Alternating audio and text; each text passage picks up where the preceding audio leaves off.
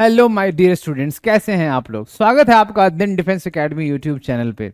और हम आपके सामने आज हाजिर हुए हैं कुछ नई चीज लेकर के। और ये चैप्टर का नाम है अभी थर्मोडायनेमिक्स। आपको पता है कि हम एचएससी महाराष्ट्र बोर्ड जो है उसका बोर्ड क्लास 12th की बात कर रहे हैं और उसका रिवीजन हम कर रहे हैं। इसके पहले 2 चैप्टर और हुए हैं, oscillation as well as kinetic theory of gas and radiation. तो ये हमने किया है और इसमें हमने अलग अलग लेक्चर्स बनाए थे। बट ये जैसा आपने थंबनेल देखा, ये वन शॉट है, वन शॉट होने वाला है, तो आप बने रहिए। थोड़ा लंबा समय जाएगा लेकिन आपको पूरा रिवीजन हो जाएगा थर्मोडायनेमिक्स का। इसके अलावा आपको कुछ भी नहीं पढ़ना पड़ेगा, क्योंकि इसके अंदर हम आपको बताते हैं कि क्वेश्चंस कहाँ कहाँ से आते हैं और हमको एग्जैक्टली वही पढ़ना है। हमको ज्यादा आलतू फालतू चीज नहीं पढ़नी है। तो जहां से क्वेश्चन आया है हम वही पढ़ेंगे, उससे ज्यादा बहुत ज्यादा नहीं पढ़ने वाला। थोड़ा बहुत कॉन्सेप्ट समझने के लिए, सपोर्ट करने के लिए हो सकता है कि कुछ पढ़ाया जाए आपको। ठीक है, तो आप बिल्कुल बने रहिए। अगर आप चैनल पे नए हैं तो उसको सब्सक्राइब करिए, अपने दोस्तों को भी बताइए कि उसको भी भला हो जाएगा, है ना। और आपका एग्जाम बिल्कुल अच्छा जाने वाला है। एग्जाम के टाइम पे अगर आप देख रहे हैं तो इसको आप जरूर 1.5x के स्पीड पे देखिए। और नोट्स आपको डिस्क्रिप्शन बॉक्स में मिल जाएगा, तो आपको सारी तैयारी यहीं पे हो जाएगी। टेलीग्राम चैनल का लिंक है, आप वहां ज्वाइन करके अपडेट्स पा सकते हैं। ओके, तो चलिए शुरू करते हैं बिना समय बर्बाद किए हुए। जैसा कि मैंने बताया, सबसे पहले हम लोग यहाँ पे क्या करेंगे, हम देखेंगे कि सवाल कहाँ से पूछे जाते हैं। हमारे जो बोर्ड है वो उसका क्या क्या टॉपिक फेवरेट है। तो हमने यहाँ पर प्रीवियस क्वेश्चन का पिटारा खोल लिया है और ये चैप्टर का नाम है थर्मोडायनेमिक्स। आपको पता है, मैंने ये बोला था, बुक रेकमेंड करा था आपको, वहीं से मैं भी रेफर करता हूँ। ठीक है, तो चलिए इसमें अगर आप देखेंगे तो आपको फर्स्ट लॉ ऑफ थर्मोडायनेमिक्स दिख रहा है। फर्स्ट लॉ ऑफ थर्मोडायनेमिक्स, इसका मतलब हमको पढ़ना है।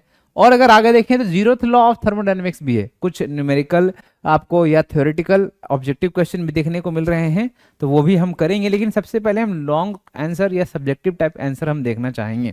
ठीक है, उसके बाद है आपका थर्मोडायनेमिक प्रोसेस। थर्मोडायनेमिक प्रोसेस में कितने तरीके के प्रोसेस हैं ये ऑलरेडी हम डिस्कस कर चुके हैं काइनेटिक थ्योरी ऑफ गैसेस के अंदर। ठीक है, लेकिन फिलहाल इसके अंदर भी है, इस पार्ट में है, तो ऑब्वियसली अगर हमने वहां पढ़ा है तो यहां से भी हम सीख सकते हैं। जिन बच्चों ने केटीजी, ऑसिलेशन, ये सारे चैप्टर्स नहीं पढ़े हैं तो डिस्क्रिप्शन बॉक्स में जाइए, आपको वहां पे लिंक मिल जाएगा और उसको जरूर पढ़ लीजिए, नोट कर लीजिए या तो प्रिंट कर लीजिए जो नोट्स वहां पे दिया हुआ है। ठीक है, चलिए तो अभी नेक्स्ट हमारा इसके अंदर और क्वेश्चन आया जुलाई 2022 में, in which thermodynamic process the total internal energy of the system remains constant. तो टोटल इंटरनल एनर्जी के बारे में हमने काइनेटिक थ्योरी ऑफ गैस में ही छोड़ा था। जहां से काइनेटिक थ्योरी ऑफ गैस खत्म होता है वहीं से थर्मोडायनेमिक स्टार्ट होता है ना। तो ये चीज आप यहाँ पे नोट करिएगा। उसके बाद नेक्स्ट है आपका कि कुछ न्यूमेरिकल क्वेश्चन है, न्यूमेरिकल क्वेश्चन भी हम कर सकते हैं।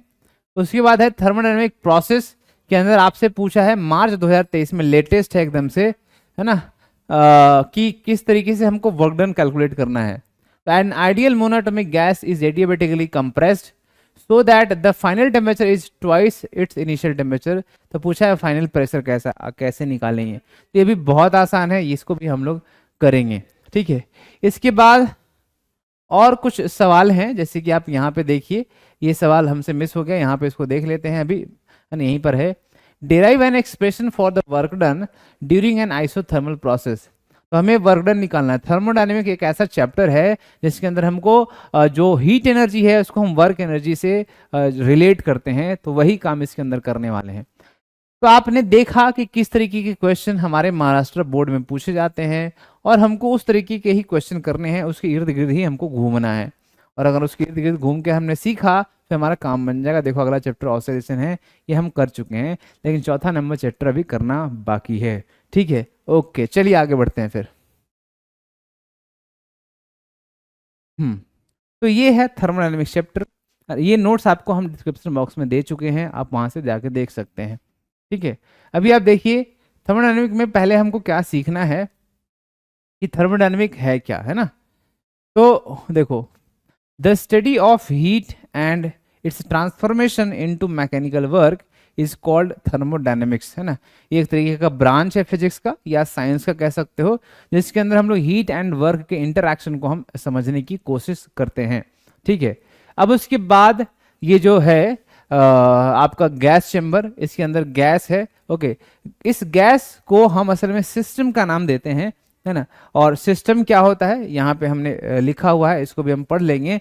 लेकिन इस गैस में तुमने जो है हीट एनर्जी दी है, तो ये क्या करेगा, गैस हम पहले से जानते हैं इसके अंदर रैंडम मोशन होता है, इसकी एक वेलोसिटी होती है, उस वेलोसिटी के अंदर इसका काइनेटिक एनर्जी होता है, और काइनेटिक एनर्जी की वजह से हम इसका टोटल एनर्जी निकालते हैं, और उसी टोटल एनर्जी को हम इंटरनल एनर्जी कहते हैं।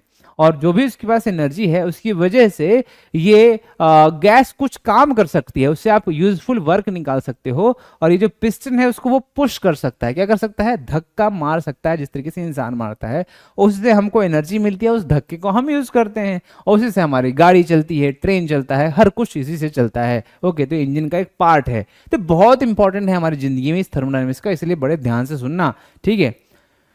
तो अभी हीट दिया तुमने, यहाँ पे तुमको एज अ आउटपुट वर्क मिला, ठीक है। तो सबसे पहले तो हम ये समझ लेते हैं कि हमको फोकस किसके ऊपर करना है। उस गैस ने ऐसा हमारे लिए कमाल का काम किया है, हीट से वर्क हमको दिया है, तो उस गैस को एक नाम दिया जाता है, उसका नाम है सिस्टम, है ना। मराठी में उसको सिस्टम कहते हैं, इंग्लिश में सिस्टम या हिंदी में सिस्टम भी कह सकते हो। ओके, तो इट इज अ स्पेस और रीजन, है ना, वेयर इंटरैक्शन ऑफ वर्क और इंटरनल एनर्जी टेक्स प्लेस, जहाँ पे इंटरेक्शन ऑफ वर्क और इंटरनल एनर्जी होता है, and we focus on that region, this is called thermodynamics, thermodynamic system. यहाँ पे सिस्टम एक छूट गया है, उसको हम क्या कहते हैं, थर्मोडायनेमिक सिस्टम। आई बात समझ में, ठीक है। अच्छा, अब उसके बाद सराउंडिंग, सराउंडिंग क्या होता है, द स्पेस और region except system is called surrounding.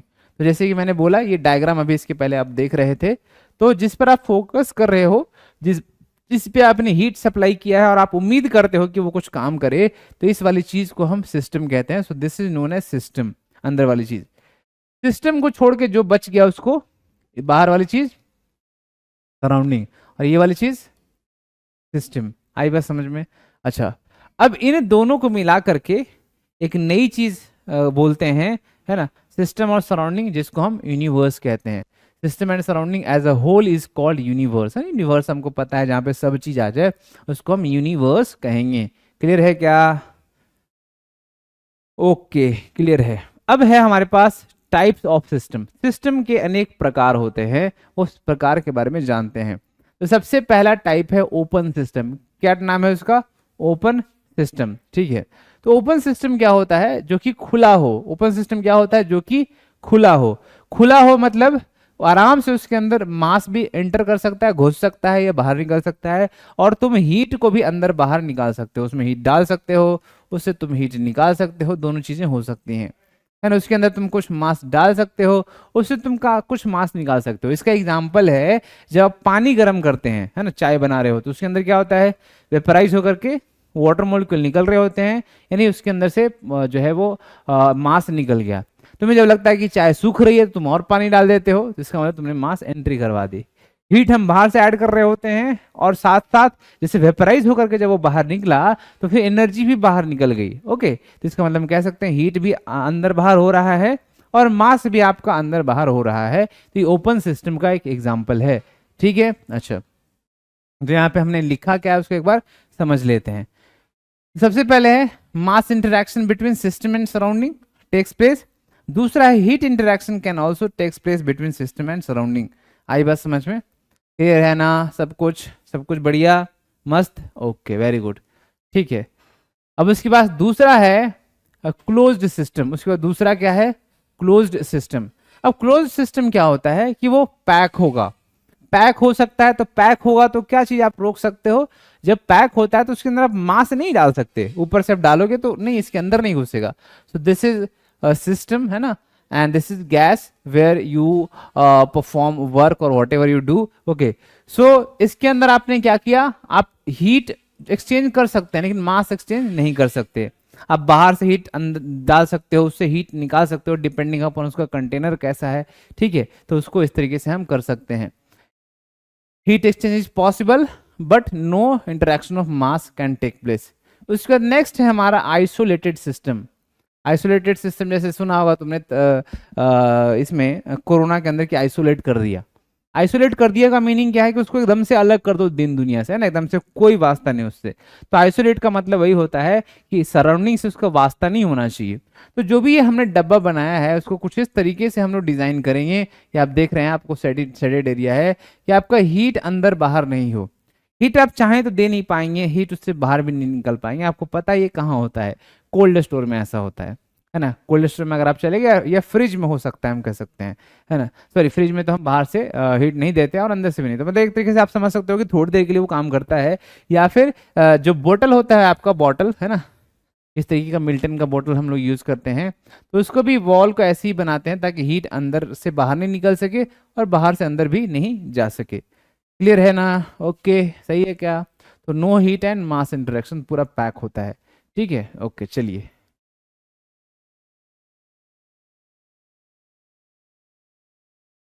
उसके बाद हम बात करेंगे एडियाबेटिक एंड डायाथर्मिक वाल। ये दो तरीके के दीवार हैं जिनको हमको समझना जरूरी है। एडियाबेटिक का मतलब ये होता है, आप मतलब समझिए कि इससे हीट का एक्सचेंज नहीं होगा। डायाथर्मिक का मतलब होता है हीट, इससे हीट का एक्सचेंज होगा। तो दो तरीके का यहाँ पर डायग्राम है। एडियाबेटिक दीवार का मतलब क्या है, हीट का एक्सचेंज डेल्टा क्यू यहाँ पे नहीं होगा, डेल्टा क्यू यहाँ पे अंदर बाहर नहीं हो सकता है। ओके, और एडियाबेटिक डायथर्मिक वॉल का मतलब क्या है, हीट ट्रांसफर हो सकता है। इधर का मान के चलो 30 डिग्री सेल्सियस है, यहाँ पे 10 है, तो थोड़े समय बाद ये दोनों के दोनों कॉमन टेम्परेचर पे आ जाएंगे। 30 और 10 के बीच का कोई एक नंबर आ जाएगा, है ना। जब ये ऐसा रहेगा तो इधर पे मान के चलो आपने 30 डिग्री रखा है, इधर पे 10 रखा है, तो भाई समय के साथ इसमें कोई चेंज नहीं आने वाले हैं, टेम्परेचर वैसा का वैसा ही बरकरार रहने वाला है। समझ में आ गई बात? तो एडियाबेटिक और डायथर्मिक कुछ इसी तरीके से होता है। ठीक है, अच्छा। अब इधर पे आगे अगर हम बढ़ें तो नेक्स्ट टॉपिक है, टर्म है थर्मोडायनेमिक इक्विलिब्रियम, जो कि आपके सवाल में पूछा गया है। तो इसको आप बड़े ध्यान से, यहाँ पे मैं स्टार लगा दे रहा हूँ, इसके अंदर आपको ये चीज याद रखना है। तो थर्मोडायनेमिक इक्विलिब्रियम क्या होता है? इक्विलिब्रियम का मतलब आपको समझ में आता है। इक्विलिब्रियम हमने मैकेनिक्स में सीखा था, उसको मैकेनिकल इक्विलिब्रियम कहते थे। मैकेनिकल इक्विलिब्रियम के अंदर आपको ये बताया जाता था कि नेट फोर्स जीरो है या फोर्स बैलेंस है। क्या बैलेंस है वहां पे? फोर्स बैलेंस है।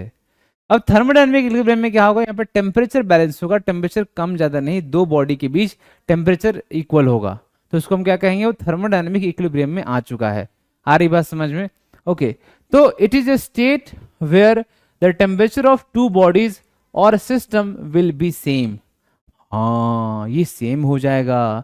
मतलब क्या? मतलब ये कि मान के चलो तुमने जो है ना, एक बॉडी रखी है यहाँ पर, ठीक, और जैसे मान के चलो आईसी है, ठीक है। अब आइस को तुमने अपने हथेली पे रख लिया, तो आइस ठंडा है, ओके, और ये हथेली तुम्हारा उसके रेस्पेक्ट में गर्म है, टेम्परेचर ज्यादा है, तो क्या होता है, हीट का एक्सचेंज होता है। अभी हीट तुम्हारे अंदर से निकल के उस आइस में जाकर उसको मेल्ट करवा देगा। ये क्यों हो रहा है? In order to achieve thermodynamic equilibrium.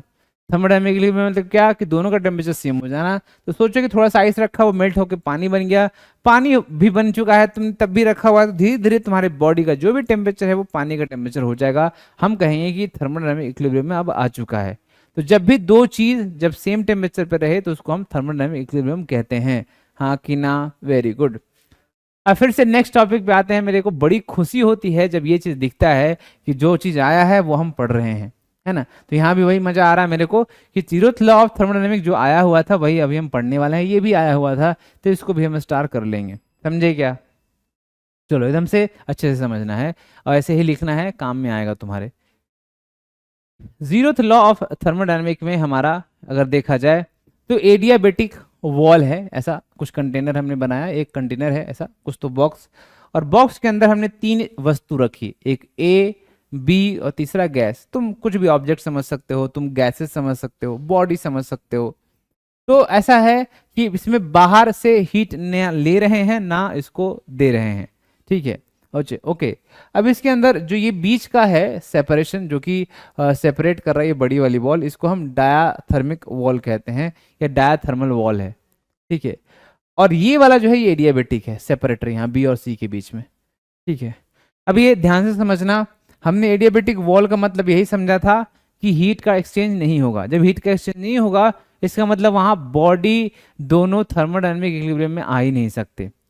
जहां पर हीट एक्सचेंज होता है, जैसे हमने आइस को अपने हथेली पे रखा था, यहां से हीट ट्रांसफर होता है, लेकिन बीच में हमने ऐसा मटेरियल डाल दिया जहां से हीट ट्रांसफर नहीं हो सकता है, तो वो मेटल सॉरी वो आइस मेल्ट नहीं करेगा। आई बात समझ में?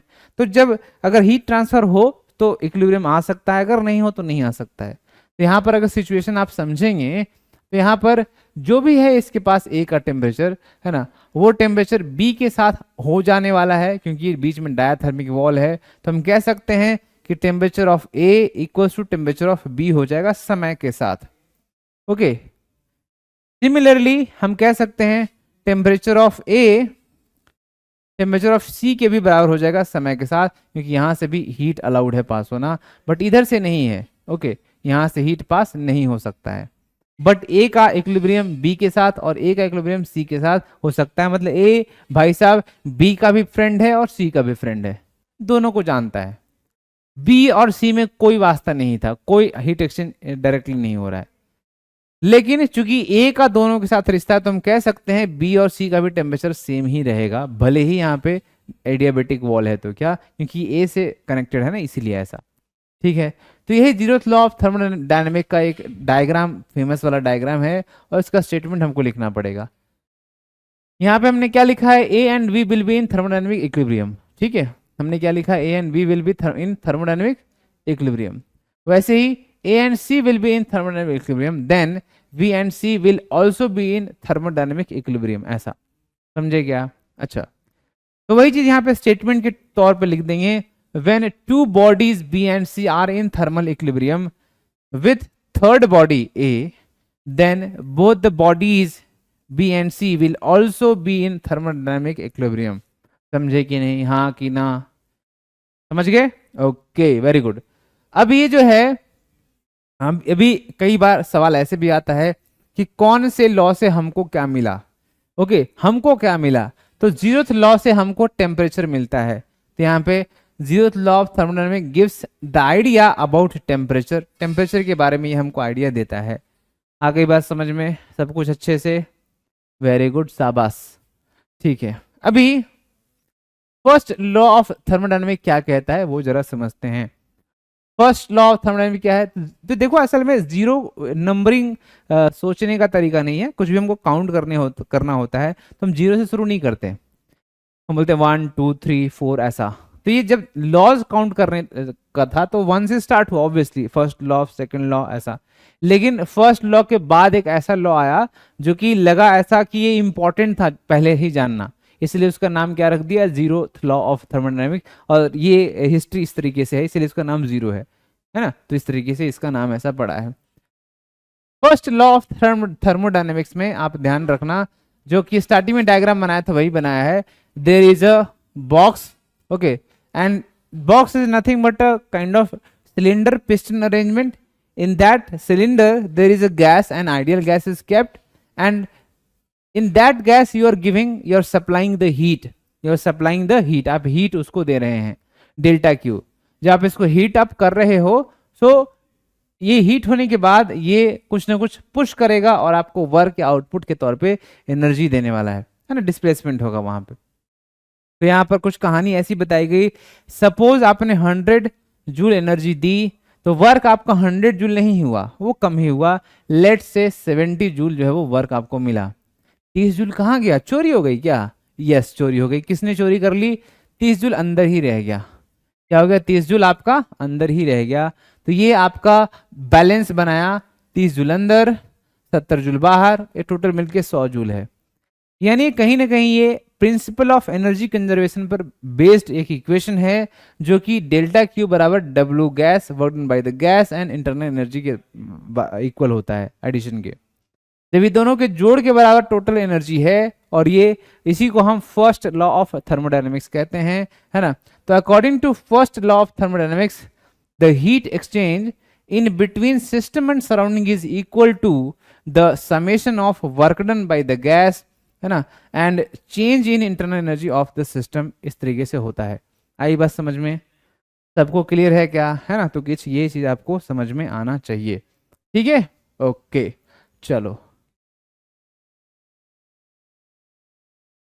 ठीक है।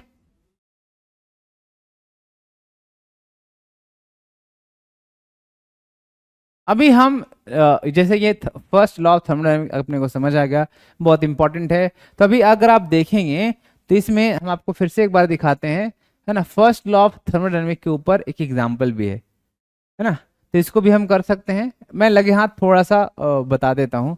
देखिए, आपसे पूछा है कि यहाँ पर, अच्छा इसके लिए है ना हमको ये फॉर्मूला जानना पड़ेगा, अभी रुक जाओ, है ना, हम आगे जाके करेंगे। मैं थोड़ा सा और ये जो थ्योरी वाला पार्ट है ना वो मैं आपको बताता हूँ। देखो देखो, zeroth law of thermodynamic, what are the limitation of first law of thermodynamics. Zeroth law of thermodynamic यहाँ पे स्टेटमेंट आ गया है। Limitation of first law of thermodynamics में, first law of thermodynamics does not tell us whether any particular process can exactly occur, है ना। कौन सा फर्स्ट लॉ ऑफ थर्मोडायनेमिक्स से आपको ये पता नहीं चलता है कि कौन सा प्रोसेस हुआ है। ओके, ये हम आगे पढ़ेंगे तो और हमें समझ में आएगा। According to first law of thermodynamics, heat may on its own flown from the object at higher temperature to one at lower temperature, as well as it can flow from one object at lower temperature to one at higher temperature. lower से higher में भी हो सकता है। heat cannot flow from lower temperature body to higher temperature body. The first law of thermodynamics does not predict this particular practical observation. कई बार ऐसा भी होता है कि लोअर टेम्परेचर से हायर टेम्परेचर की तरफ भी हीट का फ्लो होता है, तो ये फर्स्ट लॉ ऑफ थर्मोडायनेमिक्स में ये चीज नहीं पता चल पाया।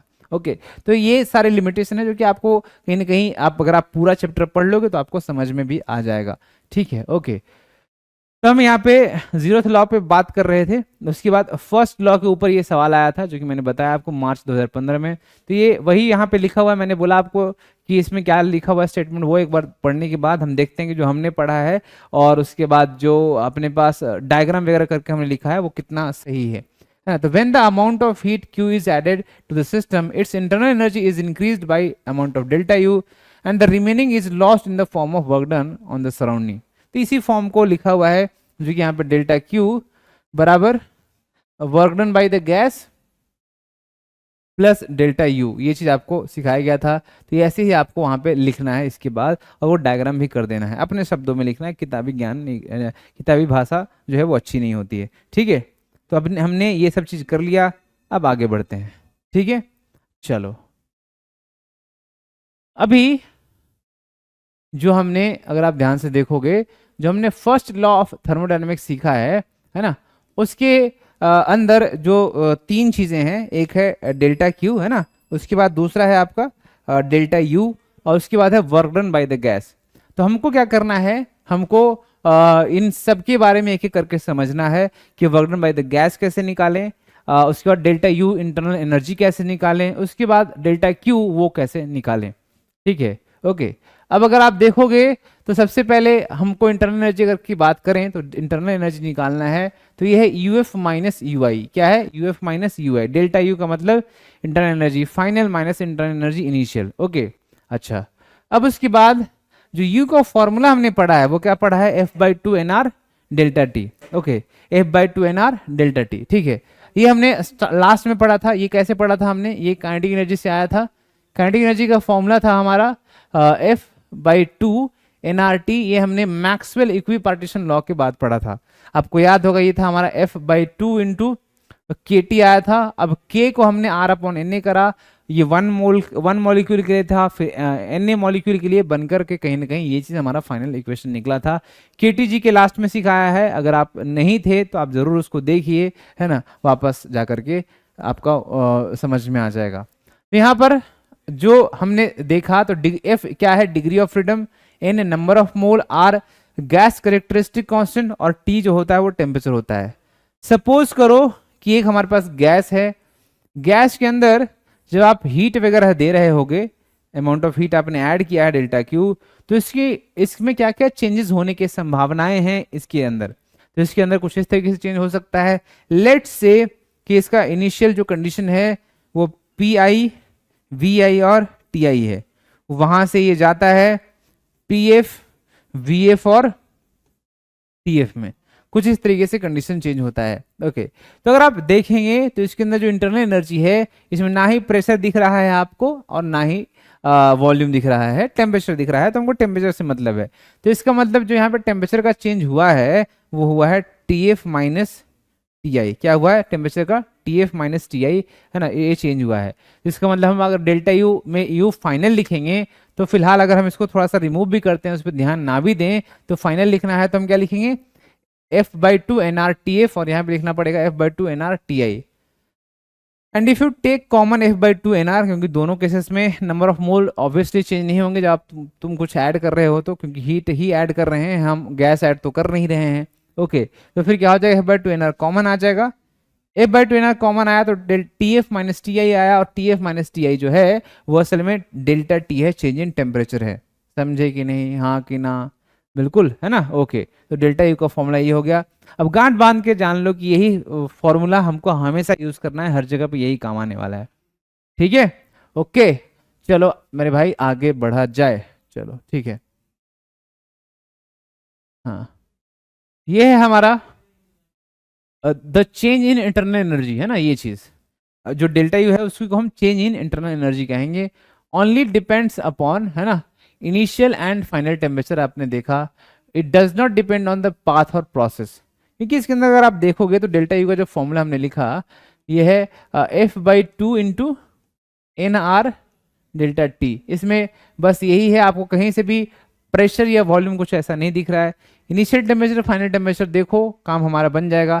ये हमें इस डायग्राम में और अच्छे से समझ में आएगा। Since the change in internal energy only depends on the initial and final temperature, hence this is known as point function. ठीक है, ये अभी क्या है पॉइंट फंक्शन, ये जरा समझने की कोशिश करते हैं। सपोज करो प्रेशर और वॉल्यूम आपके पास दो एक्सिस है जिसके अंदर आपको डायग्राम्स करने हैं।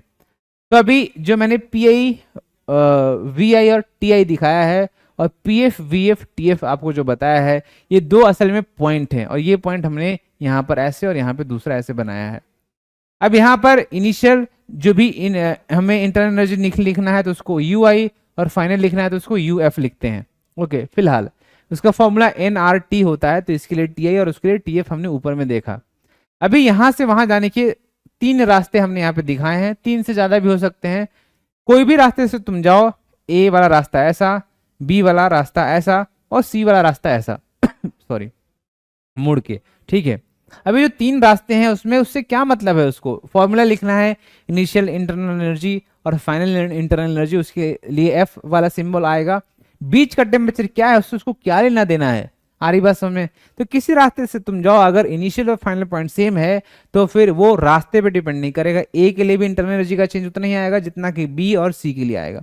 आई बात समझ में, इसलिए बोला जाता है ये बस पॉइंट पे डिपेंड करता है, ये रास्ते पे डिपेंड नहीं करेगा। ये आपको समझ के लेना है। क्लियर है, चलो अब हम क्या करेंगे, work done by the gas हमको निकालना है। ओके ये बहुत इंपॉर्टेंट टॉपिक है। ठीक है, तो work done by the gas क्या होगा, ये work done by the gas अभी हमने देखा कि एक 2022 या 23 में शायद आया था कि आप निकालिए आइसोथर्मल प्रोसेस को work done by the gas. तो work done by the gas निकालते कैसे हैं, नॉट ओनली आइसोथर्मल प्रोसेस, हमको आइसोबारिक, आइसोकोरिक और एडियाबेटिक, ये सब में हमको वर्क डन निकालना सीखना पड़ेगा। तो वर्क डन हमको इन जनरल कैसे निकालना है वो भैया हम पहले देख लें, फिर हम आसानी से कर पाएंगे। ठीक है, तो सबसे पहले यहाँ पर आप देखेंगे तो ये आपका क्या है, एक सिलेंडर है और पिस्टन है ऑब्वियसली उसके अंदर। ठीक है, तो हमने क्या किया, इसमें गैसेस हैं हमारे पास। ठीक, अभी गैसेस जो हैं सिलेंडर या का पिस्टन यहाँ पे था, इसने पुश करके यहाँ पर भेज दिया, इसने पुश करके इसको यहाँ पर भेज दिया। ठीक है, अब क्या हुआ, ये जो पिस्टन है इसी का पुश यहाँ से यहाँ तक हुआ है, तो इनिशियल कंडीशन है, और ये वाला क्या है फाइनल, F लिखा हुआ है यहाँ पे। ठीक है, अब यहां से हमको क्या करना है, हमको वर्क डन निकालना है। तो हमने initial condition PI VI TI और फाइनल कंडीशन PF VF और TF लिखा हुआ है। ओके, यहां से यहां ऐसे गया है। अब हम क्या करेंगे, हमको नहीं पता कि ये किस तरीके से गया है, जैसे कि मैंने डायग्राम में सिखाया था, कुछ रास्ता ऐसे, कुछ ऐसे, कुछ ऐसे हो सकता है। हमको फिलहाल कुछ भी पता नहीं है, कोई आइडिया नहीं है। ठीक है, तो हम वो उसके बिना ही हम जनरलाइज एक फॉर्मूला या एक पैटर्न बनाते हैं जिससे कि हम वर्क डन निकाल पाएंगे। ठीक है, तो वो कैसे हमने किया, देखिए, तो हमने पढ़ा है कि इसके अंदर जब भी आपको वर्क डन निकालना हो तो यहां से यहां तक में कहीं इंटरमीडिएट पोजीशन हमने लिया, उस इंटरमीडिएट पोजीशन पे हमने दिखाया है कि भाई साहब इस पे फोर्स लग रहा है F। ठीक है, अभी जो फोर्स लग रहा है तो फोर्स तो समझ में आता है, और हमको यहां से यहां डिस्प्लेसमेंट भी समझ में आता है कि डिस्प्लेसमेंट है। अगर आप यहां से यहां देखोगे तो यहां से यहां तक जाने तक जो फोर्स है वो कांस्टेंट है या वेरिएबल, पहले ये डिसाइड करना पड़ेगा, क्योंकि वर्क डन का फॉर्मूला हमने सीखा है F.S, पर सीखा ना ऐसा। अभी एफ डॉट एस ऐसी जगह पे लगता है जहां पे फोर्स कांस्टेंट हो। तो इसके अंदर जब भी हम वर्क डन का चैप्टर हमने पढ़ा था तो उसके अंदर हमको पहले ये पता होना चाहिए कि वो फोर्स वेरिएबल है या कांस्टेंट है, तब हम जाके आगे बढ़ सकते हैं।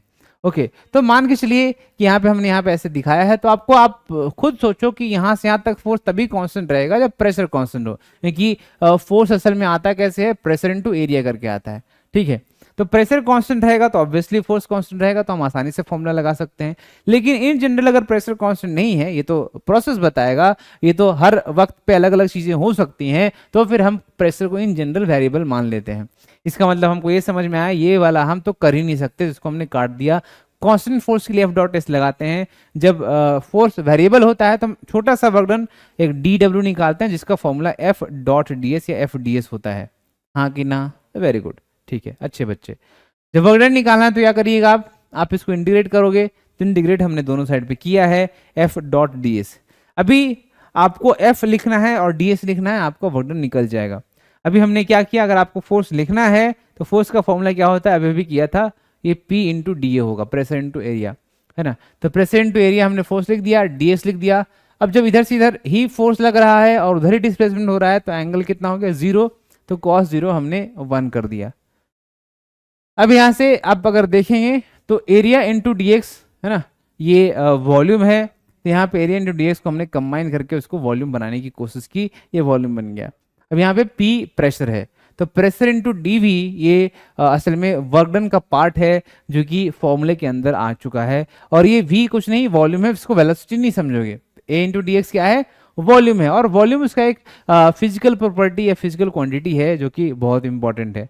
ठीक है, तो आप याद रखो, ये बहुत काम की चीज है। यहाँ पर रुक जाओ थोड़ी देर, है ना, ये आपका प्रेशर और डीवी का जो प्रोडक्ट है वो हमें वर्क डन देगा। इसका इंटीग्रेशन करना है इनिशियल कंडीशन से लेके फाइनल कंडीशन तक।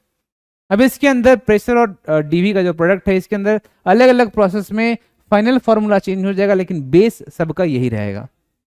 क्लियर है। अब इसमें प्रेशर कांस्टेंट है कि नहीं है, कांस्टेंट है तो बाहर, कांस्टेंट नहीं है तो अंदर। अगर कांस्टेंट नहीं है तो डिपेंड किस पे करता है, ये भी जानना जरूरी है।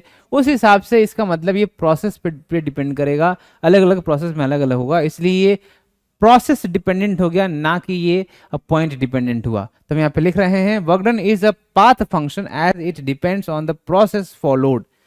प्रोसेस ये फॉलो करेगा कैसा, उसके ऊपर डिपेंड करेगा कि वर्क डन आएगा कैसा, इसकी वजह से ये पाथ फंक्शन हो गया है। क्लियर है। चलिए अब तीसरा एलिमेंट आता है जिसका नाम है डेल्टा क्यू, जिसको हम हीट एक्सचेंज कहते थे। ये हम किधर से बात कर रहे हैं, हमने पढ़ा है डेल्टा क्यू बराबर work done by gas plus internal energy का एक्सचेंज। ठीक है, ये तीनों चीजें। तो इसमें हमने सबसे पहले क्या कर लिया, सबसे पहले हमने इसके बारे में अभी सीखा, उसके बारे में, इसके बारे में सीखा। अब इसकी बारी आती है, अब हीट एक्सचेंज कैसे निकलेगा, तो from first law of thermodynamics में किए है।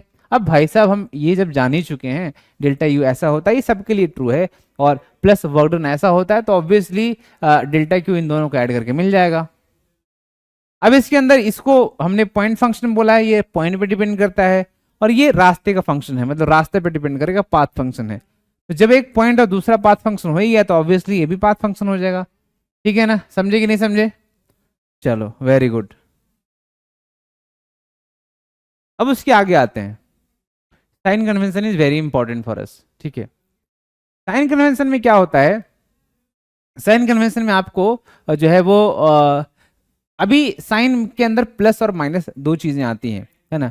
तो जब प्लस और माइनस आएगा इसका मतलब ये नेचर को बतलाएगा, ये कोई हमारा ये नहीं है, वेक्टर क्वांटिटी नहीं है, जो कि प्लस का मतलब राइट और माइनस का मतलब लेफ्ट, है ना।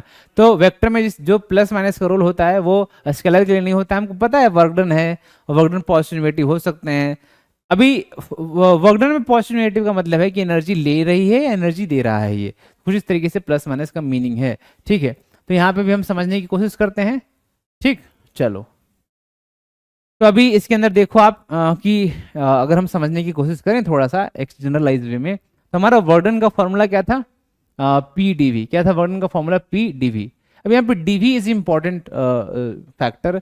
देखो जब मान के चलो इसने पुश करा तो क्या हुआ, एक्सपेंशन, इसने धक्का मारा, ऐसा ऐसा धक्का मारा तो क्या हुआ, एक्सपेंशन। जब बाहर, तो ये धक्का किस पे मारा, सराउंडिंग पे, यानी सिस्टम ने वर्क किया किस पे, सराउंडिंग पे, तो एक्सपेंशन हो गया। इस केस में चेंज इन वॉल्यूम पॉजिटिव होगा, वॉल्यूम बढ़ा ना, तो चेंज इन वॉल्यूम क्या होगा, पॉजिटिव। जब कंप्रेशन हुआ, सिस्टम पर किसी ने धक्का मारा, किसने धक्का मारा, सिस्टम पे धक्का मारा, सराउंडिंग ने। जब सिस्टम पे धक्का मारा उसको हम कंप्रेशन कहते हैं, उसका वॉल्यूम कम हो गया, तो फाइनल वॉल्यूम कम हो गया, तो डीवी क्या हो गया, नेगेटिव हो गया। तो इसका मतलब ये है कि वर्क डन पॉजिटिव भी हो सकता है और नेगेटिव हो सकता है। क्यों, क्योंकि डीवी जब निगेटिव है, पॉजिटिव है, तो ये चीज पॉजिटिव, जब डीवी नेगेटिव है तो ये चीज नेगेटिव। ऐसा समझे क्या। अब कैसा क्या, तो हमने बोला कि सिस्टम ने धक्का मारा बाहर, तो यानी सिस्टम ने वर्क किया, तो work done by the system क्या होगा, पॉजिटिव। अच्छा, work done by the system को किस पर धक्का मारा, सराउंडिंग पे ना, तो हम ऐसा ही बोल सकते हैं work done on the surrounding. Work done on the surrounding या work done by the system, ये क्या होगा, पॉजिटिव। ठीक है। अच्छा, अभी उसका उल्टा, work done on the system, surrounding ने इस पे धक्का मारा, मतलब क्या हो गया, कंप्रेशन। सराउंडिंग ने इस पे धक्का मारा तो क्या हो गया, कंप्रेशन। तो work done on the system negative, या work done on the system किसने किया, सराउंडिंग ने मारा ना, इसलिए बाय द सराउंडिंग बोलेंगे। आई बस समझ में, तो पॉजिटिव नेगेटिव कैसे होता है वर्क डन के केस में, आपको समझ आना चाहिए। वर्क डन का जो भी कन्वेंशन है वो हीट एक्सचेंज के लिए उल्टा हो जाता है। ठीक है, अभी हीट अगर तुमने ऐड किया है सिस्टम में तो क्या, पॉजिटिव। अगर हीट उससे निकाल लिया है तो क्या, निगेटिव। सिस्टम में पूरा फोकस है, हमने उसके अंदर अगर एनर्जी भरी है तो पॉजिटिव, अगर उससे हीट निकाला है तो फिर ये नेगेटिव। ये बहुत इंपॉर्टेंट है। ठीक है, अब अगर ये हो गया है तो हम न्यूमेरिकल भी आगे कर सकते हैं थोड़ी देर बाद। ठीक है, अब देखो, अब इसके अंदर एक सवाल था, क्या सवाल है, ठीक, for a gas system find change in internal energy if the heat supplied to the system is 50 joule, heat supply किया उसको मतलब positive, and work done by the system is 16 joule. Heat supplied मतलब क्या, delta Q, ये कितना है, supply है तो यानी प्लस 50 जूल, और work done by the system है, यानी वर्क डन भी पॉजिटिव यानी प्लस 16 जूल। तो हम क्या लगाएंगे, हम ये वाला फॉर्मूला लगाएंगे, डेल्टा क्यू बराबर W gas plus delta U. तो यहाँ पे अगर डेल्टा क्यू डालेंगे तो 50, डेल्टा यू तो ऐसे ही रहने देंगे, और work done by the gas कितना है, 16 जूल। यहाँ से अगर हम डेल्टा यू निकालते हैं तो 50 माइनस 16 कितना हो जाता है, 34 जूल इज आवर आंसर। ये हमारा हीट सॉरी इंटरनल एनर्जी में स्टोर हुआ है इतनी एनर्जी। क्लियर है, आगे बढ़े, चलो तब बस। अब देखो दूसरा एक और सवाल है ना, जो कि मैं पढ़ देता हूं, बाकी आपको खुद करना है सॉल्यूशन बिना देखे। In a thermodynamic system internal energy decreases by 300 joule. जब भी डिक्रीज बोल रहा है इसका मतलब फाइनल कम है और इनिशियल ज्यादा है, इसका मतलब डेल्टा यू क्या हो जाएगा, निगेटिव। ये ऐसा हो गया। ठीक है, अब उसके बाद and work done by the gas is 200 joule, यानी वर्क डन क्या है, पॉजिटिव लेना, बाय द गैस है। Find the net heat supplied और रिलीज्ड बाय द कोल या बाय द सिस्टम। आई बस समझ में, तो फिर ये भी कर सकते हो, चलो कर ही लेते हैं। -300 और work done by the gas positive, ऐसा तो यानी माइनस आया, माइनस मतलब रिलीज है या सप्लाई है, ऑब्वियसली रिलीज्ड है। ठीक है, चलिए आगे बढ़ते हैं।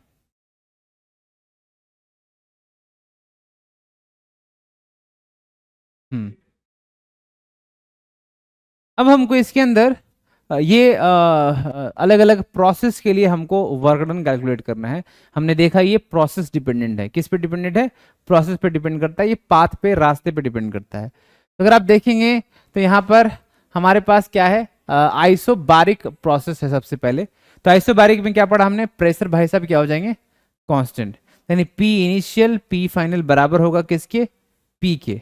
तो हमने वर्क डन का फॉर्मूला देखा है कितना, इंटीग्रेशन ऑफ पी डीवी।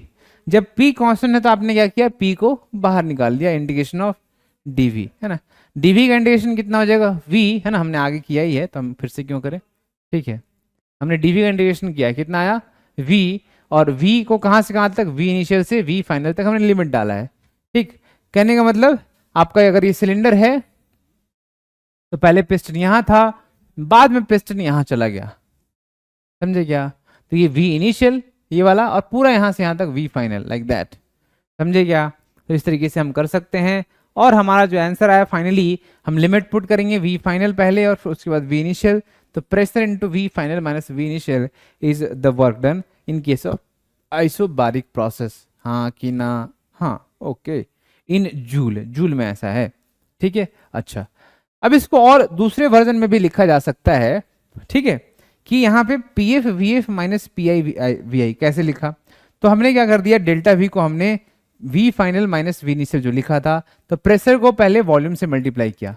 क्या किया? प्रेशर को पहला वॉल्यूम से, तो हमने पी इंटू वी एफ लिखा माइनस पी इंटू वी आई लिखा। अब चूंकि प्रेशर कांस्टेंट है, यानी इनिशियल और फाइनल दोनों बराबर ही है, इसको हम पी का सिंबल दे रहे थे, तो जहां पे जो लगे वो सिंबल दे लो आप, क्योंकि दोनों जगह एक ही है, तो हम लोग इस तरीके से कर सकते हैं समझने के लिए।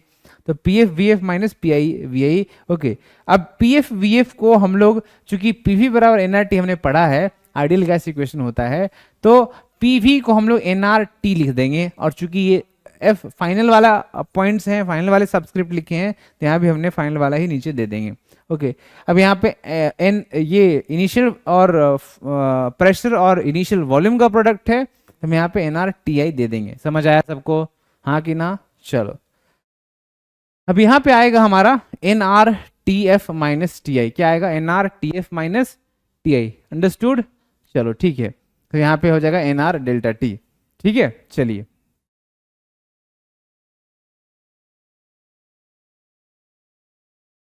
ठीक है। अब यहाँ पर यानी वर्क डन के दो फॉर्मूले हो गए, कौन कौन से? एक पी डेल्टा वी और दूसरा एन आर डेल्टा टी, ठीक है, ओके, वेरी गुड। अब जो है यहाँ पर जो डेल्टा क्यू का फॉर्मूला है, हाँ, delta U plus work done by the gas. तो डेल्टा यू क्या है? F by two N R delta T, और work done by the gas क्या है? हमने अभी भी पढ़ा, एन आर डेल्टा टी। यहाँ पे अगर एन आर डेल्टा टी अगर हम कॉमन ले लेंगे तो क्या आ जाएगा? F by two plus one. N R delta T क्या है? ये है पी डेल्टा वी, और F by two plus one, ऐसा भी आप लिख सकते हो, हाँ कि ना? समझ आया? तो यानी हमने यहाँ पे इंटरनल एनर्जी जो कि पहले से जानते थे, वर्क डन बाय गैस जो अभी अभी जाना, और हीट एक्सचेंज जो अभी अभी निकाला, ऐड करके कुछ इस तरीके से फाइनल फॉर्मूला हमारा बन चुका है। समझ गए? चलिए, कोई बात नहीं, अब आगे बढ़ते हैं। नेक्स्ट है हमारा आइसोकोरिक प्रोसेस। नेक्स्ट है हमारा आइसोकोरिक प्रोसेस, ठीक है। आइसोकोरिक प्रोसेस क्या है ना, वो जरा समझते हैं। तो आइसोकोरिक प्रोसेस V बराबर कांस्टेंट है, वॉल्यूम कांस्टेंट होगा। अब चूंकि अगर वॉल्यूम कांस्टेंट है तो dV कितना हो जाएगा? dV आपका हो जाएगा 0, ठीक है। अभी ये फॉर्मूला जो हमने पढ़ा है, वर्क डन बराबर integration of P D V, तो इसके अंदर भाई साहब ये तो 0 हो गया। जब ये 0 हुआ तो वर्क डन कितना हो गया? 0। अभी कैसे आइसोकोरिक प्रोसेस बनता है, इसको फिक्स करके खुद से सोचो। अगर फिक्स है तो क्या वो धक्का मार पाएगा? क्या वो आगे उसको लेके जाएगा? जब आगे लेके जाएगा ही नहीं पिस्टन को, इसका मतलब वो कुछ एनर्जी आपको दे पाएगा नहीं। एनर्जी नहीं दिया मतलब वर्क डन कितना हो गया? 0 हो गया। आगे बात समझ में? चलो आगे बढ़ते हैं। नेक्स्ट, अभी फर्स्ट लॉ ऑफ थर्मोडायनेमिक्स क्या कहता था? हमें वो कहता था कि डेल्टा क्यू बराबर delta U plus work done by the gas होता है ना। तो यहाँ पर डेल्टा यू क्या है? डेल्टा यू तो वही है F by two N R delta T.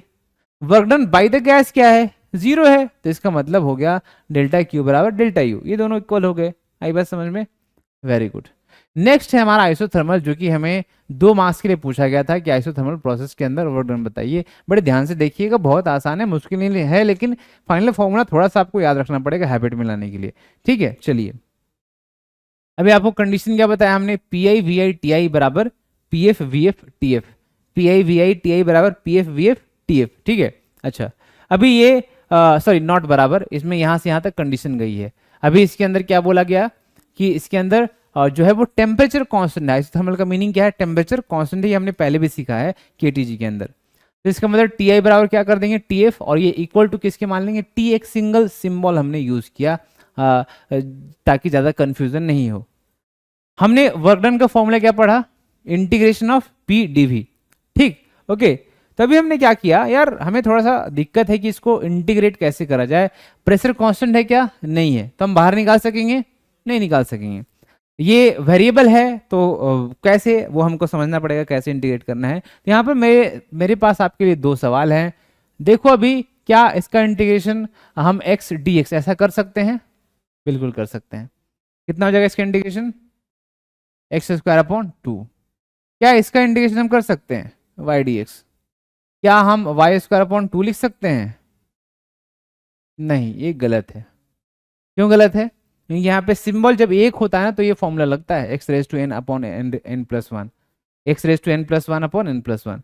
लेकिन अगर सिंबल अलग है तो नहीं कर सकते। हाँ, अगर किसी ने बता दिया भाई कि वाई को तू 2x लिख ले, तब ये क्वेश्चन बन गया 2x इंटू डी एक्स, अब ये सवाल सॉल्व हो जाएगा। किसी ने बताया कि तू ना y को एक्स स्क्वायर लिख लो, अब जब y को एक्स स्क्वायर लिखोगे तब फिर सिंबल सेम हुआ तो कर सकते हैं। इसका मतलब यह है कि आपको जानना पड़ेगा पहले y है क्या, तब आप इंडिकेट कर पाओगे, अदरवाइज नहीं कर पाओगे, है ना। तो अभी आप इसको इंडिकेशन कर सकते हैं, y dx से तो आप आगे नहीं बढ़ सकते unless you know the value of y in terms of x। Understood? Similarly this happens also here कि p है क्या ये आपको जानना पड़ेगा इन टर्म्स ऑफ v, तब आप निकाल पाएंगे। तो ये कौन बताएगा? ये हमको वो रिश्ता बताएगा जो कि हमने आइडियल गैस के लिए बड़ा फेमस यूज किया है, पीवी बराबर एनआरटी। तो पीवी बराबर एनआरटी से हमको पता लगता है कि प्रेशर को लिखना क्या है। तो प्रेशर को हम लिख सकते हैं एनआरटी अपॉन वी। तो प्रेशर के जगह पे आप रिप्लेस मार दो एनआरटी अपॉन वी, समझ गए? जब एनआरटी अपॉन वी आप रिप्लेस मारेंगे वैसे ही आपका काम आसान हो जाएगा। एनआरटी आपका हो जाएगा कांस्टेंट, आपने क्या कर लिया बाहर, अपॉन वी है तो वी रख दिया और डीवी, यानी वी को आपको अंदर ही रखना है। टी कांस्टेंट है, एनआर कांस्टेंट है, उसको ही बाहर निकालना है, हमने यही तो पढ़ा इंटीग्रेशन में। अभी हमारा क्वेश्चन हो गया डीवी अपॉन वी। ओके, तो डीवी अपॉन वी यानी 1 अपॉन वी का इंटीग्रेशन कितना हो जाएगा एल एन वी, कितना हो जाएगा एल एन वी हो जाएगा। आई बस समझ में? अभी जो एल एन वी यहाँ पे है, अब यहाँ भी वी इनिशियल से वी फाइनल, वी इनिशियल से वी फाइनल हमारा क्या है आपका लिमिट डालेंगे। तब यहाँ पे एन आर टी जो सबसे पहले अपर लिमिट, दूसरा फिर लोअर लिमिट, यानी L N V final minus L N V initial. ये हमारा एक फॉर्मूला हमने पढ़ा है L N A minus L N B, जो कि होता है L N A upon B. क्या होता है L N A upon B? आई बात समझ में? समझे क्या? तो कुछ इस तरीके से एन आर टी ऐसा कुछ तो भी होता है, ठीक। अब उसके बाद यहाँ पे हमने कर दिया L N V final upon V initial. अब ये एक तरीके का फॉर्मूला हो गया work done at constant temperature, ये जिसको हम आइसोथर्मल कहते हैं, वो N R T into L N V final upon V initial हो चुका है, ठीक है। ओके, अब जो है हम क्या करेंगे, इसके और अलग अलग वर्जन भी होते हैं, वो वर्जन हम सीखेंगे, ठीक है। अब इसके अंदर अगर आप देखोगे तो T जब कांस्टेंट है तो PV को एनआरटी कहते हैं। इसका मतलब एनआरटी को आप रिप्लेसमेंट V से PV से कर सकते हो, प्रेशर वॉल्यूम के प्रोडक्ट से एट एनी इंस्टेंट। तो इनिशियल में अगर हमने लिखा प्रेशर वॉल्यूम का प्रोडक्ट तो PI VI आया, फाइनल में अगर हमने प्रेशर वॉल्यूम का प्रोडक्ट लिखा तो PF VF आया। तो इसका मतलब PI VI equals to PF VF equals to NRT is constant. Understood? Okay, तो इसका मतलब आप इसको थोड़ा सा और अरेंज करेंगे तो आएगा PI अपॉन PF और VF अपॉन VI। ओके, तो इसका मतलब आप ये कर सकते थे, जो यहाँ पे फॉर्मूला आपका था क्या किसके, NRT L N V final upon V initial को, तो आप देखो यहाँ पर VF अपॉन सॉरी आप यहाँ पर देखो VF अपॉन VI जो है वो PI अपॉन PF के बराबर है। तो यहाँ से रिप्लेसमेंट आप इस तरीके से करके आप ऐसा बना सकते हैं, समझ गए? ओके, वेरी गुड, ठीक है ऐसा। अब जो है अगर आप देखेंगे, है ना, तो हमारा बन गया NRT L N P I upon P F. अब एनआरटी को मैंने क्या बोला, एनआरटी एक कांस्टेंट है जो कि पी आई वी आई और पी एफ वी एफ के बराबर है, तो आप ऐसा भी लिख सकते थे एनआरटी को P I V I L N this और P F V F L N this. हाँ कि ना, समझ गए भाई? चलो आगे बढ़ते हैं, ठीक है।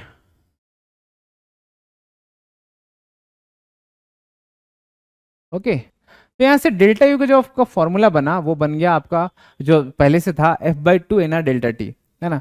और टी चूंकि कांस्टेंट है तो डेल्टा टी कितना हो गया, जीरो। टी कांस्टेंट है तो डेल्टा टी कितना हो गया, जीरो। ओके, तब यहाँ से हो गया आपका डेल्टा यू जीरो। और ये जो हमारा फर्स्ट लॉ ऑफ थर्मोडायनेमिक्स है डेल्टा क्यू बराबर delta U plus work done by the gas, तो यहाँ पे डेल्टा यू जीरो हो गया और वर्क डन बाई गैस की इक्वल हो गया क्या, हीट एक्सचेंज। तो डेल्टा क्यू हो गया आपका इसके बराबर, और ये आपको पता ही है, यानी डेल्टा यू तो हमको पहले से पता था, वर्क डन निकाल लिया हमने, और हीट एक्सचेंज उन दोनों को जोड़ के हमने निकाला। आई बात समझ में? चलिए तो फिर इससे आगे बढ़ते हैं। तो अभी यहाँ पर आप देख रहे हैं कि एक क्वेश्चन है जिसको हमको करना है ना। तो इस क्वेश्चन में हम अगर देखें तो सवाल कुछ इस तरीके से है, 2 moles of an ideal gas expand eight constant temperature of 27 degree Celsius from 10 litre से 100 लीटर, ठीक है। बोला the work done by the gas in this process will be, ठीक है। वर्क डन क्या होगा ये हमसे पूछा है, हमको इसमें एक्सपेंशन दिया हुआ है। तो आप अगर ध्यान से देखेंगे तो कांस्टेंट टेम्परेचर पे बोला है, तो कांस्टेंट टेम्परेचर पे फॉर्मूला हमको आता है लगाने, nRT ln V final upon V initial. ठीक, तो ये बोला है कि V फाइनल कितना 100 और V इनिशियल कितना 10, तो 100 अपॉन 10 करेंगे सब फॉर्मूले में लगा करके। n की वैल्यू 2 है, 8.314 R का वैल्यू होता है, और 300 टेम्परेचर जो हमको एसआई में रखना है, तो ये 27 डिग्री सेल्सियस को हम किस में कहेंगे, कर लेंगे केल्विन में कर लेंगे। तो 27 प्लस 273 300 हो चुका है, और इनटू ln 10। तो अगर देखोगे यहाँ पे तो ln 100 अपॉन 10, ये जो है ln 10 आएगा, 0 0 कैंसिल होके ln 10, और ln 10 की वैल्यू जो है वो 1 होती है नेचुरल लॉग में अगर बात करें तो ln 10 जो है ln 10 हमको कैसे निकालना पड़ेगा, तो उसको log बेस 10 पहले करना पड़ेगा। ln का मतलब log बेस e होता है, तो log बेस e से log बेस 10 में हमको कन्वर्ट करने के लिए हमको 2.303 से मल्टीप्लाई करना पड़ता है इनटू log बेस 10, और यहाँ पे आर्ग्यूमेंट में 10, समझे क्या। अब इसका वैल्यू कितना होगा, तो इसका वैल्यू असल में 1 होता है, 1 इंटू दिस, मतलब ये ओवरऑल ये वैल्यू है, और ये सब मिला करके ये जो बना 11482.758 ये जूल आंसर आया है। आई बात समझ में, चलो ओके, अब इससे आगे बढ़ते हैं। इससे अगर हम आगे बढ़ते हैं तो क्या क्या है अभी और हमारे पास, देखो अब एक और हमारे पास है question. A thermodynamic system is changed from P1 V1 to P2 V2 by two different process. The quantity which will remain same will be, कौन सा क्वांटिटी सेम रहने वाला है। हमको पता है कि P1 V1 initial condition, P2 V2 final condition, path are same. हमको पता है पाथ पर डिपेंड कौन करता है, 3 ऑप्शन है आपके पास, वर्क डन, इंटरनल एनर्जी और हीट एक्सचेंज। हमने पढ़ा है कि 2 चीजें डिपेंड करती हैं, एक वर्क डन जो कि पढ़ा पाथ का प्रोसेस है, पीडीवी फॉर्मूला है, प्रेशर कैसे वेरी करता है उसके ऊपर डिपेंड करता है, यानी वर्क डन डिपेंड करा और हीट एक्सचेंज डिपेंड करा, ये दोनों पाथ फंक्शन है। इसमें इंटरनल एनर्जी जो है वो उसका फॉर्मूला होता है F/2 nr डेल्टा टी, उसके अंदर बस टी पर डिपेंड करेगा, तो इसीलिए इसका आंसर हो जाएगा कि जो डेल्टा यू है वो ही कांस्टेंट रहने वाला है ए पर और बी पर, और बाकी कोई चीजें कांस्टेंट नहीं रहने वाली। पाथ ए से जाओ पाथ बी से जाओ कोई फर्क नहीं पड़ता, दोनों में ये चीजें कांस्टेंट है, समझ गए। ओके आगे बढ़ते हैं। अब एक और है बहुत इंपॉर्टेंट हमारे लिए, एरिया अंडर द कर्व, है ना, इन पीवी डायग्राम। ठीक है, ये आपके ऑब्जेक्टिव में भी आ सकता है और न्यूमेरिकल क्वेश्चन भी इससे आ सकता है, तो इसको भी देख लेते हैं। एरिया अंडर द कर्व में अगर आप देखेंगे तो क्या है, ऐसा मान के चलो कि हमारे पास प्रेशर वॉल्यूम डायग्राम है ना यहाँ पर, और हमारा कुछ इस तरीके से कर्व है जिसके नीचे का एरिया हमको निकालना है। अब इसके नीचे का एरिया यहाँ से लेके यहाँ तक हमको पूरा ऐसा कुछ तो निकालना था। तो ये कैसा शेप है, ट्रायंगल है, रेक्टेंगल है, या स्क्वायर है, ट्रेपीजियम है, सर्कल है ना, एलिप्स है, ऐसा कुछ है क्या, ऐसा कुछ भी नहीं है, ये कुछ अलग ही शेप का है ना। आ रही बात समझ में, ये क्या है, ये कुछ अलग ही शेप का है। तो हम क्या करेंगे कि हमने जो है, ओके सॉरी, हाँ, हमने जो है ये ऐसे शेप के लिए हम क्या करते हैं, ऐसे शेप के लिए हम इंटीग्रेशन का सहारा लेते हैं। हम पहले उसको छोटे छोटे एलिमेंट्स में तोड़ देते हैं, फिर उसके बाद हम उसको एक का हम एरिया निकालते हैं स्मॉल पार्ट का, फिर हम इंटीग्रेट करके पूरे बड़े पार्ट का हम एरिया निकाल देते हैं। तो हम यहाँ भी वैसे हमने किया है, हमने यहाँ क्या किया, इस V दूरी पर जाकर के हॉरिजॉन्टली हमने एक स्ट्रिप ली है, हमने क्या लिया है, एक स्ट्रिप। अभी जो हमने स्ट्रिप लिया है उसका एरिया हम निकालने की कोशिश करेंगे। V दूरी पे जो स्ट्रिप लिया है उसका एक लेंथ है P, वर्टिकल हाइट P से ही डिनोट करेंगे, और इसमें जो थिकनेस है उसका क्या है, उसको हम dV कह रहे हैं। तो V दूरी पे जाके जो हमने लिया है स्ट्रिप, उसका dV थिकनेस और लेंथ कितना है P, यानी छोटा सा एरिया जो निकलेगा स्ट्रिप का, जो ग्रीन कलर से आपको दिखाया जा रहा है वो कितना हो जाएगा, वो हो जाएगा आपका PdV। अंडरस्टूड। अब हमको अगर बड़ा एरिया निकालना है, तो बड़ा एरिया निकालना है तो क्या करेंगे, हम उसको इंटीग्रेट कर देंगे, नहीं छोटा सा एरिया हुआ आपका PdV के बराबर। जब इंटीग्रेट बोथ साइड करेंगे तो एरिया निकल के आएगा, और PdV का इंटीग्रेशन कहाँ से कहाँ तक, V इनिशियल से V final. V initial V final क्या है, जो आपको 2 ब्लू लाइंस दिख रहे हैं यहाँ पे, है ना, जो 2 ब्लू लाइन लिख रहा है VI VF, यहीं से अंदर का आपको एरिया चाहिए, जो ब्लू वाला पोर्शन है ना, उसके बाहर का नहीं चाहिए हमको। तो हमको एक लिमिट लगाना पड़ेगा एरिया में, ठीक है, ये आपका मैथ का पार्ट है, आपको सिखाया गया होगा। यहाँ पे आपको, यहाँ पे उसके अंदर आपको लगाना पड़ेगा V इनिशियल V फाइनल।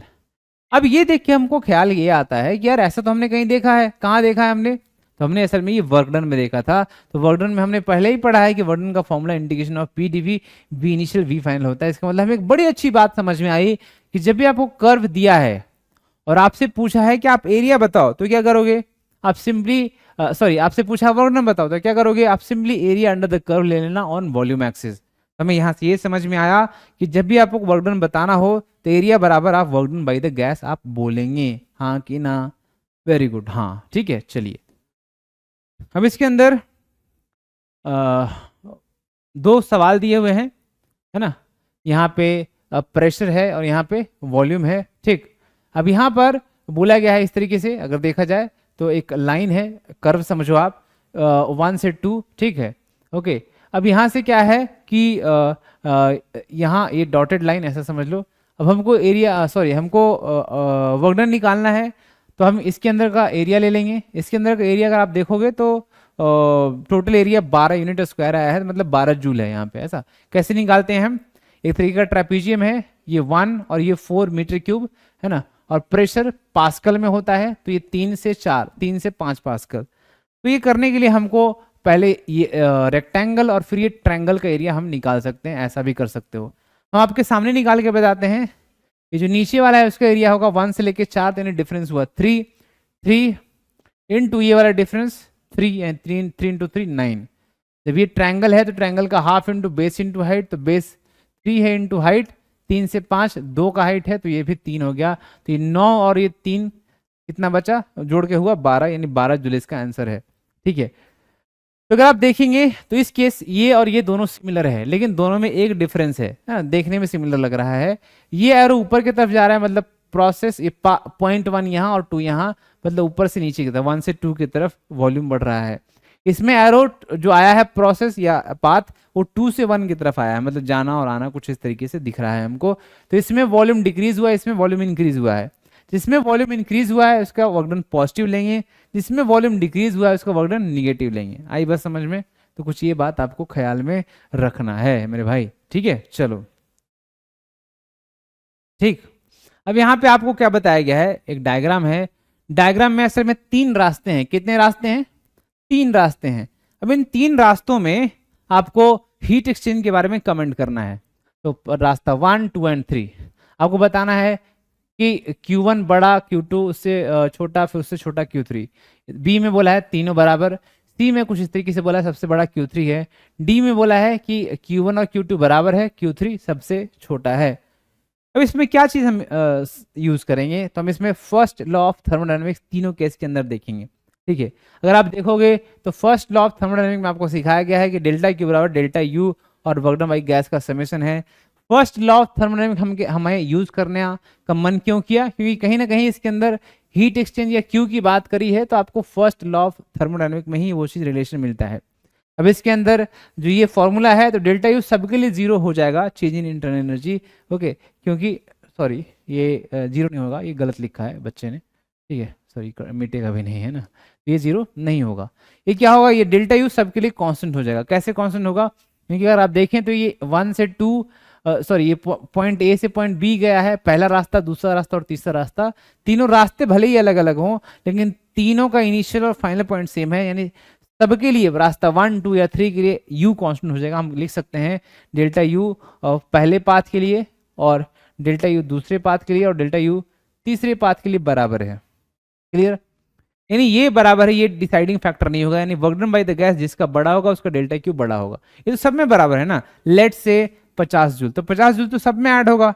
अब वर्क डन बाय गैस जिसमें सबसे कम ऐड हुआ है उसका डब्ल्यू डेल्टा क्यू सबसे कम, वर्क डन बाय गैस जिसका सबसे ज्यादा होगा उसका डेल्टा क्यू सबसे ज्यादा, उसमें कौन सी बड़ी बात है, ठीक है। तो अभी हम लोग क्या करते हैं, वर्क डन बाय गैस निकालने की कोशिश करते हैं। तो हमने पढ़ा है ग्राफ के अंदर एरिया अंडर पीवी कर्व, है ना, प्रेशर वॉल्यूम डायग्राम क्या हो जाता है आपका, जो है वो वर्क डन हो जाता है, ठीक है। तो अभी हम क्या करेंगे कि एरिया अंडर द कर्व किसके अंदर ज्यादा है, तो थर्ड केस के अंदर एरिया सबसे ज्यादा है, जिसका मतलब थर्ड वाला जो है वो वर्क डन सबसे बड़ा, फिर सेकंड का, फिर 1 का। थर्ड वाला का सबसे ज्यादा हुआ तो ऑब्वियसली हीट एक्सचेंज भी उसी का सबसे ज्यादा होने वाला है। ये बात समझ में आ रही है सबको, वेरी गुड, ठीक है। चलो आगे बढ़ते हैं, तो कौन सा आंसर, आंसर नंबर Q3 सबसे बड़ा है ना, फिर Q2, तो ये ऑर्डर है। ये जी, आगे बात समझ में। चलो आगे बढ़ते हैं। अब नेक्स्ट है हमारा एडियाबेटिक प्रोसेस, जहां से सवाल आया था। एडियाबेटिक प्रोसेस बड़े ध्यान से समझो कि ये थोड़ा सा हटके है बाकी प्रोसेस से, ठीक है। तो एडियाबेटिक प्रोसेस में हमने क्या सीखा कि जो है ये फास्ट प्रोसेस है एक तरीके का। एडियाबेटिक प्रोसेस में delta Q equals to zero होता है। Delta Q equals to zero कहने का मतलब है कि हीट एक्सचेंज नहीं हो सकता बाहर से। एडियाबेटिक वॉल का जो प्रॉपर्टी है वही इसके अंदर भी है। आप हीट ऐड नहीं कर सकते, है ना। वो वर्क डन वगैरह सब कुछ हो सकता है, इसके अंदर इंटरनल एनर्जी वगैरह चेंज हो सकती है ना। ओके, तो यहाँ पर अगर आप देखोगे तो मान के चलो इनिशियल कंडीशन कुछ ऐसा है, P I V I T I. देखो P V equals to N R T में अब तक हमने क्या क्या किया है, ध्यान से समझते हैं। हमने एक बार प्रेशर को कांस्टेंट कर लिया, उसके बाद एक बार हमने वॉल्यूम को कांस्टेंट कर लिया, एक बार हमने टेम्परेचर को कांस्टेंट कर लिया। प्रेशर को कांस्टेंट किया तो हमने आइसोबारिक बोला, वॉल्यूम को कांस्टेंट किया तो आइसोकोरिक, और टेम्परेचर को कांस्टेंट किया तो आइसोथर्मल। अब कुछ बचा ही नहीं, तो अब कुछ नई चीज करेंगे, डेल्टा क्यू को हम जीरो करेंगे, मतलब हीट एक्सचेंज हुआ ही नहीं सिस्टम और सराउंडिंग में, तो उसको हम क्या बोलते हैं, एडियाबेटिक प्रोसेस कहते हैं। अब इसमें ये कुछ भी कांस्टेंट नहीं है, तो इसका मतलब ये इनिशियल और जो हमने यहाँ पे लिखा है फाइनल बराबर रहा तो आइसोबारिक, वॉल्यूम इनिशियल फाइनल बराबर रहा तो आइसोकोरिक, टेम्परेचर इनिशियल और फाइनल बराबर रहा तो आइसोथर्मल। अब कुछ बचे नहीं वैसा करने के लिए। अब इसमें ये सब में कुछ भी नहीं रहा, तो फिर अगर ये रहा डेल्टा क्यू बराबर जीरो तो एडियाबेटिक, हाँ कि ना। चलो आगे बढ़ते हैं। तो इसके अंदर कुछ चीजें लिखी हैं, टर्म्स, वो पढ़ लेते हैं। In this process the heat exchange in between system and surrounding is zero. First law of thermodynamics से हमने कुछ यहाँ पे बातें लिखी हैं, उसके हिसाब से हमारा वर्क डन निकल सकता है। डेल्टा क्यू बराबर delta U plus work done by the gas. जो डेल्टा क्यू है वो डेल्टा क्यू क्या हो जाएगा, zero. Work done bye, sorry, heat exchange क्या है, जीरो है ना, हीट एक्सचेंज क्या है, जीरो है। तो फिर क्या हो जाएगा वहां पे, ये बात जीरो हो गई। तो delta U plus work done by the gas बराबर जीरो हो गया। तो यहाँ से ये समझ में आ रहा है work done by the gas is equal to minus of delta U. तो यानी माइनस ऑफ डेल्टा यू का मतलब क्या हो गया, माइनस ऑफ डेल्टा यू का formula F by two N R delta T, ठीक है। तो ऐसा कुछ हो गया। अब F by two N R delta T तो सबके लिए था, हीट इंटरनल एनर्जी का फॉर्मूला। तो डेल्टा टी का यहाँ पे जो डिफरेंस है वो क्या आएगा, T F minus T I, और माइनस इन हो जाएगा तो ये हो जाएगा T I minus T F. Clear है क्या। चलो अब यहाँ से वर्क डन बाय गैस क्या हो जाएगा, F by two N R T I, और N R T, N R अंदर चला गया तो एन आर टी आई क्या होता है, पी आई वी आई, और एन आर टी एफ क्या होता है, पी एफ वी एफ। तो इस तरीके से आप कर सकते हैं। तो फाइनल जो फॉर्मूला बना कुछ इस तरीके से बना, P I V I minus P F V F upon two by F भी कर सकते हो। इसमें एक और इसका दूसरा वर्जन भी होता है, वो हम आगे जाके चर्चा करेंगे, इसके अंदर सब है, आप टेंशन मत लो, ठीक है। अभी एक और बात अपने को खल रहा है कि भाई सारे प्रोसेस के अंदर प्रेशर, वॉल्यूम और टेम्परेचर में हमको कुछ ना कुछ रिलेशन पता होता है ना। अगर P कांस्टेंट है तो फिर उसको आइसोबारिक कहते हैं। उस केस में वॉल्यूम और टेम्परेचर डायरेक्टली प्रोपोर्शनल है। आपको वॉल्यूम बढ़ाओगे तो टेम्परेचर भी बढ़ जाएगा, है ना, या टेम्परेचर हम घटाएंगे तो वॉल्यूम भी घट जाएगा, लाइक दैट। और सिमिलरली आइसोकोरिक में वॉल्यूम कांस्टेंट है तो उसके अंदर पे जो है वो फिर से प्रेशर और टेम्परेचर डायरेक्टली प्रोपोर्शनल है। थर्ड केस में जो कि आइसोथर्मल था, टेम्परेचर कांस्टेंट था जिसके अंदर प्रेशर और वॉल्यूम का प्रोडक्ट कांस्टेंट है, मतलब वॉल्यूम बढ़ाओ तो प्रेशर घट जाएगा, है ना, और वॉल्यूम घटाओ तो प्रेशर बढ़ जाएगा, ठीक है। ओके, ऐसा कुछ होता था। लेकिन इस केस में प्रेशर और वॉल्यूम के साथ क्या होने वाला है ये हमको पता ही नहीं। हमको प्रेशर पता है तो क्या हम वॉल्यूम निकाल सकते हैं, हमको टेम्परेचर पता है तो क्या हम प्रेशर निकाल सकते हैं, ये हमको समझ में आना चाहिए। बाकियों में हम निकाल सकते थे, अभी ये कैसे करें, तो हमको पी और वी के बीच रिलेशनशिप अगर जब तक पता नहीं होगा हम ये काम नहीं कर पाएंगे। और बोर्ड में सवाल यहां से आया हुआ है, समझ गए, बोर्ड में यहां से सवाल आया हुआ है। तो चलो ये जो है पोर्शन हम बहुत अच्छे से करेंगे, ध्यान से समझने की कोशिश करना। आइडियल गैस इक्वेशन से शुरू करते हैं जो कि पीवी इक्वल्स टू एनआरटी है ना। आइडियल गैस इक्वेशन हमारा क्या है, पीवी इक्वल्स टू एनआरटी। अब यहाँ से जो फर्स्ट लॉ ऑफ थर्मोडायनेमिक हम लिखेंगे उसमें कुछ ना कुछ हम मॉडिफिकेशन करने की कोशिश करेंगे। पहले तो ये डी क्यू बराबर D you plus D W, ये सबको समझ आया।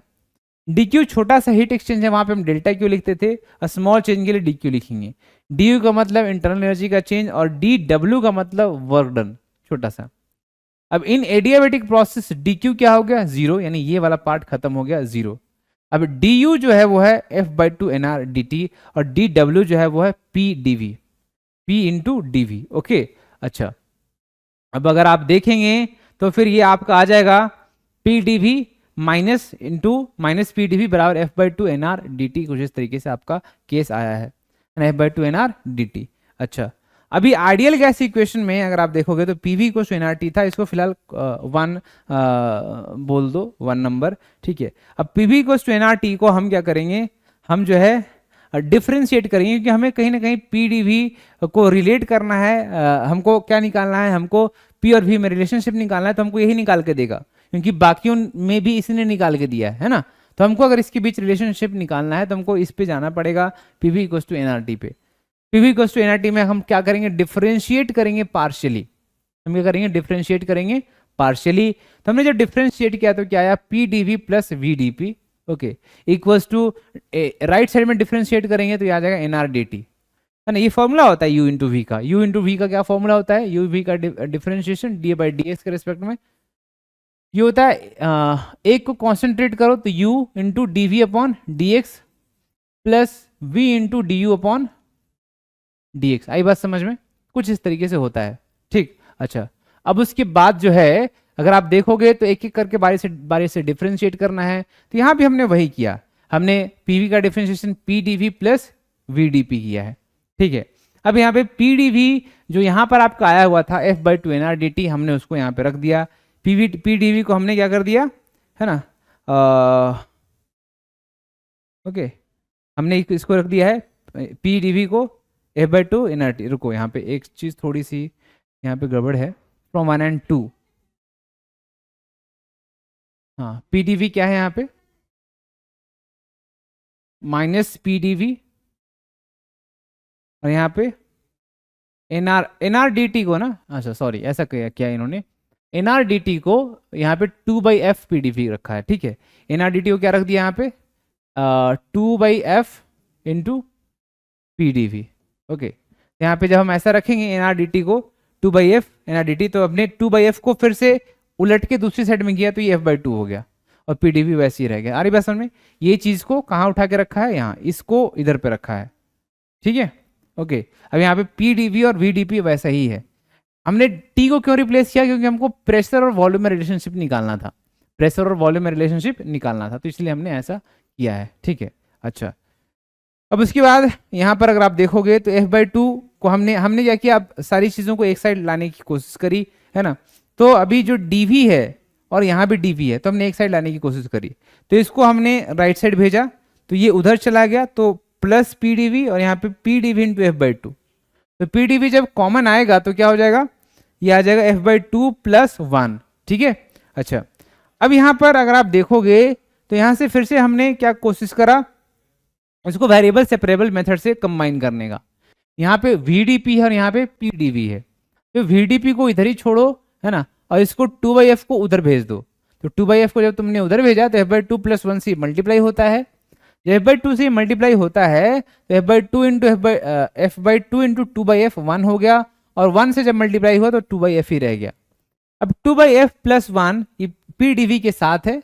अब ये दोनों चीजें जो है हर जगह पे कैरी होनी है, इसलिए हमने इसको एक नया नाम दे दिया, और ये नया नाम है गामा। क्या है नया नाम, गामा, ठीक है। अब ये गामा का सिंबल ऑब्वियसली वाई के जैसा होता है, आप गामा को ऐसे लिख सकते हैं, क्लियर है, ओके, समझ गए। अब यहाँ पर जो है गामा को हमने गामा इंटू पीडीवी और यहाँ पे वीडीपी ऐसे रखा है माइनस के अंदर।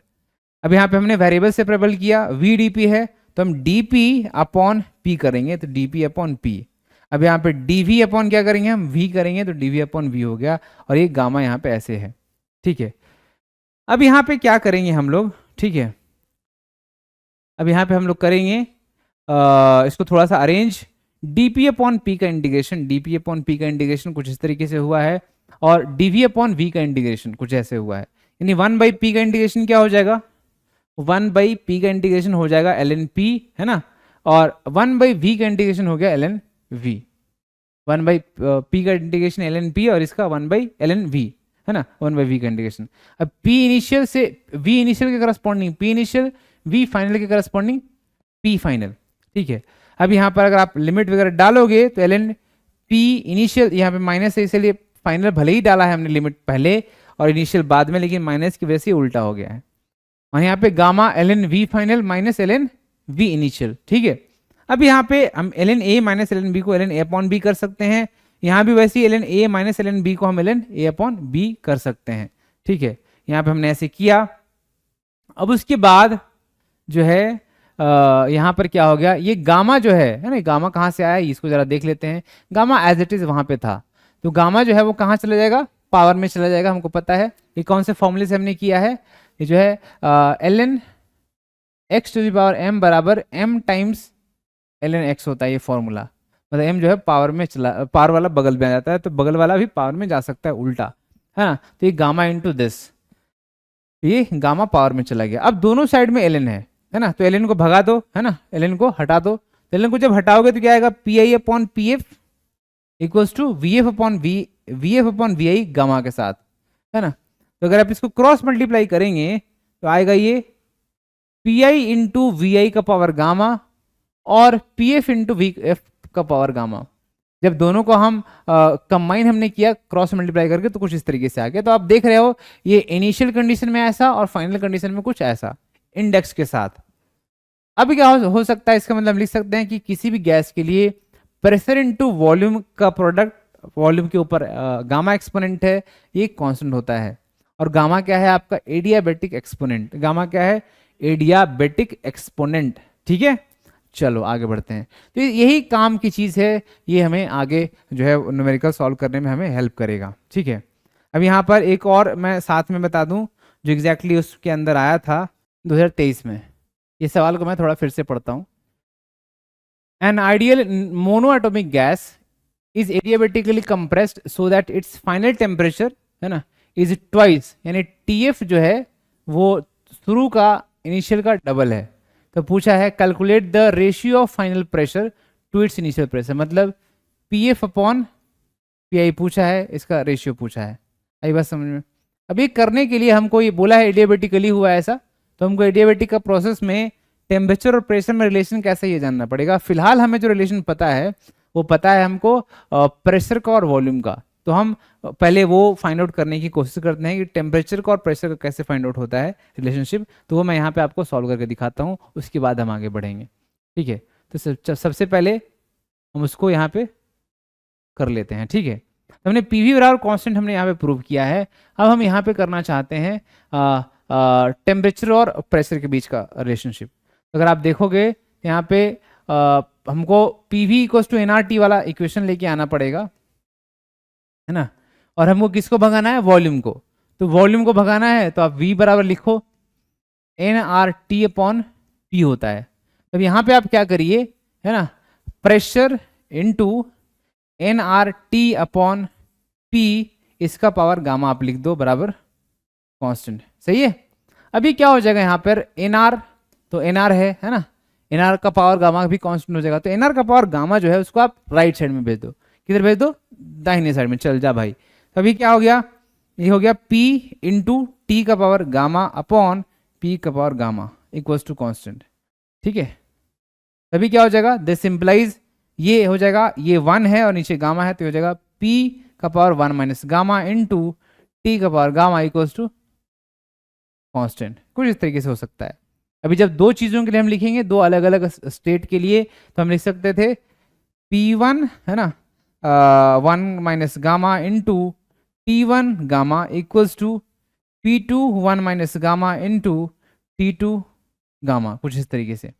इसको आप ऐसा भी लिख सकते थे, इसको कैसे लिख सकते थे हम, T का पावर गामा अपॉन P का पावर गामा माइनस 1, इसको आप ऐसा लिख सकते थे इक्वल्स टू कांस्टेंट अगर है तो T1 gamma upon P1 gamma minus 1 बराबर T2 gamma upon P2 gamma minus 1। आई बस समझ में।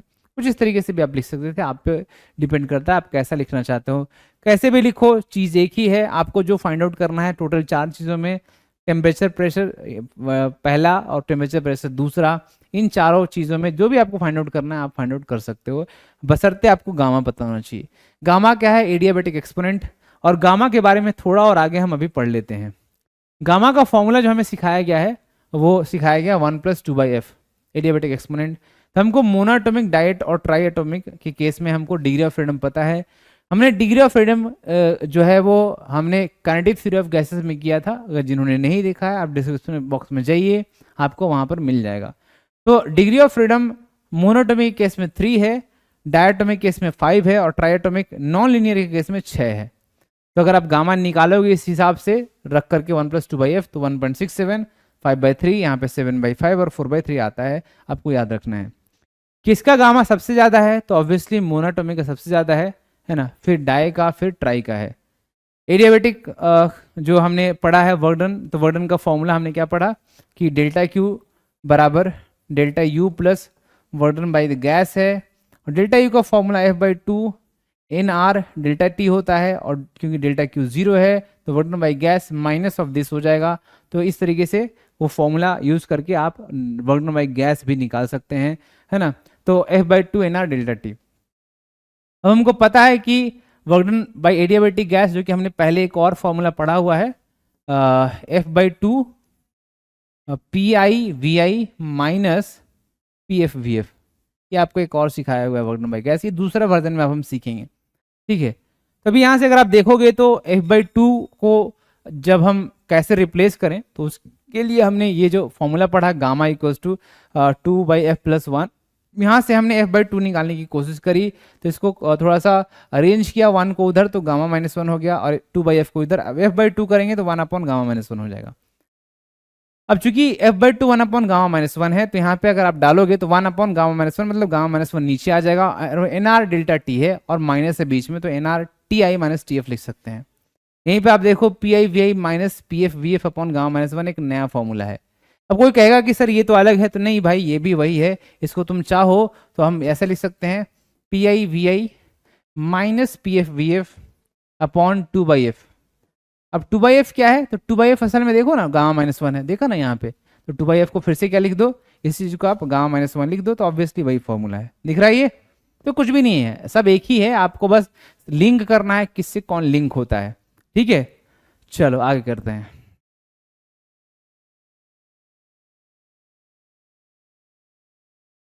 ठीक है, अब देखो, वैसे एक फॉर्मूला है, सॉरी क्वेश्चन है, जो कि यहाँ पर आपके लिए मैं छोड़ रहा हूँ स्क्रीन पे, आप उसको सॉल्व करिए, है ना। और उसका सॉल्व करने के बाद आप उससे के बाद मैच करना, पहले मत देखना, ठीक है। बहुत आसान है, ठीक। नेक्स्ट हम करते हैं ग्राफ इन एडियाबेटिक प्रोसेस। एडियाबेटिक प्रोसेस में ग्राफ कैसे होता है? तो ग्राफ देखो, असल में 2 अलग अलग ग्राफ हैं। जैसे ये हमें इस तरीके से रेक्टेंगुलर हाइपरबोला हमें याद है कि इस तरीके से होता है। ये आइसोथर्मल का है, जब PV का पावर कांस्टेंट है। तो इसके अंदर देखो V का पावर 1 है, तो ऐसा होता है। V का पावर अगर गामा के केस में जो कि 1 से बड़ा है, तो फिर उसमें भी ऐसे ही दिखेगा। अब कौन कहाँ है वो जरा समझने की कोशिश करते हैं। फिलहाल आप याद रखो PV का पावर गामा नीचे आता है और PV का पावर 1 ऊपर आता है। जैसे जैसे गामा बढ़ेगा वैसे वैसे इसका स्लोप जो है वो बढ़ती चली जाएगी। उसका भी प्रूव हम यहाँ पे कर सकते हैं, जो कि हम स्लोप के माध्यम से हमने किया है।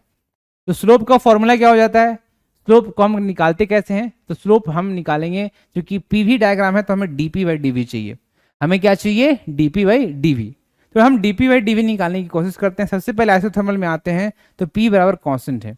जब P बराबर कांस्टेंट है तो हम क्या करेंगे? इसको डिफरेंशिएट पार्शियली करेंगे। जब आप डिफरेंशिएट पार्शियली करोगे तो PdV plus VdP equals to 0।